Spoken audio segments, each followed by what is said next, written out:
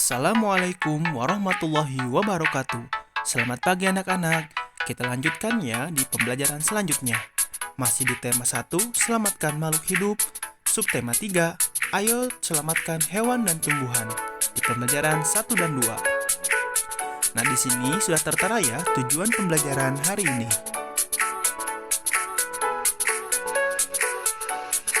Nah, kita lanjut ya. Kita langsung saja ke pembelajarannya. Nah, di sini Bapak ingin mengajak anak-anak untuk mengingat kembali kesimpulan yang baik itu seperti apa. Nah, kesimpulan yang baik itu berisikan pesan yang ingin disampaikan kepada pembaca. Yang kedua, intisari dari tulisan. Kemudian dimulai dari khusus ke umum. Kemudian menggunakan kosakata baku. Dan yang terakhir, suatu pernyataan yang dibuat berdasarkan ide pokok dan kata kunci dari kalimat penjelas dengan kalimat sendiri. Nah, di sini sudah ada teks mengenai ayo lestarikan hewan dan tumbuhan langka di Indonesia. Nah, Indonesia sendiri merupakan negara kepulauan yang kaya akan keberagaman jenis hewan dan tumbuhannya. Setiap pulau di Indonesia memiliki hewan yang unik dan menjadi ciri khas suatu pulau tersebut. Komodo di Kepulauan Nusa Tenggara Timur merupakan salah satu contoh hewan langka yang dilindungi oleh dunia internasional. Pulau Komodo secara resmi diakui sebagai salah satu dari 7 keajaiban dunia. Pulau ini menjadi sebuah taman nasional yang dikagumi oleh masyarakat dunia. Taman nasional banyak terdapat di Indonesia, seperti Taman Nasional Tanjung Puting di Kalimantan yang melindungi orangutan. Tujuan dibuatnya Taman Nasional adalah untuk melestarikan hewan dan tumbuhan yang semakin berkurang jumlahnya. Bertambahnya jumlah penduduk menjadi penyebab utama kurangnya hutan tempat tinggal hewan-hewan tersebut. Pembangunan gedung dan perumahan menjadi penyebab menyingkirnya hewan tersebut dari habitat aslinya. Perburuan liar mengakibatkan hewan tersebut berada di ambang kemusnahan.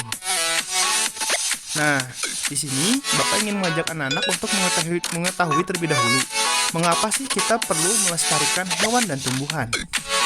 Nah, di sini tujuannya kita melestarikan hewan dan tumbuhan adalah untuk mengurangi tingkat kepunahan pada hewan tumbuhan yang berkembangbiakannya lambat. Kemudian, untuk menjaga keseimbangan ekosistem sesama makhluk hidup dan lingkungannya. Yang ketiga, untuk memenuhi kebutuhan manusia seperti sumber pemenuhan kebutuhan. Yang keempat, untuk menciptakan lingkungan yang nyaman, tercipta dari keseimbangan ekosistem dan keanekaragaman hayati. Dan yang kelima, untuk melestarikan keanekaragaman hayati, tingkat variasi atau keberagaman makhluk hidup. Nah, bagaimana cara kita melestarikan hewan dan tumbuhan? Nah, yang pertama, memperbanyak pengetahuan tentang satwa. Yang kedua, tidak mendukung kegiatan yang merusak lingkungan. Yang ketiga, menjaga lingkungan sekitar. Yang keempat, mengunjungi taman nasional. Yang kelima, menanam tumbuhan lokal. Dan yang keenam, melindungi hewan langka.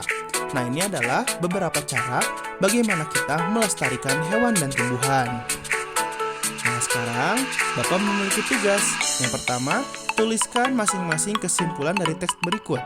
Nah, nanti anak-anak menyimpulkan ya dari teks bebek ini ya. Nah, yang kedua, sebutkan 5 alasan mengapa kita perlu melestarikan hewan dan tumbuhan.